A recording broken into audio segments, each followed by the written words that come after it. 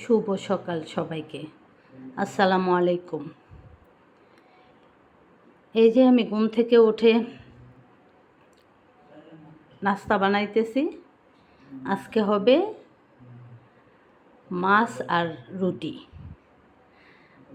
মাছ ভাজি দিয়ে নাকি ছেলেরা রুটি খাবে। তো যেই কথা সেই কাজ, ছেলের নাকি ইচ্ছে হয়েছে এইভাবে খাবে।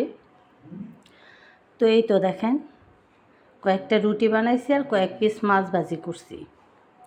তো এই যে দেখেন, আমাদের হচ্ছে আজকে সকালের নাস্তা। তো সকালের নাস্তা খাওয়ার পর তো ঘুম থেকে ওঠার পর সকালে নাস্তা রেডি করলাম। সকালের নাস্তা করার পরে হচ্ছে বাহিরে 2 দিন তো খুব বৃষ্টি ছিল, তো সেই কারণে অনেক কাজ করছি।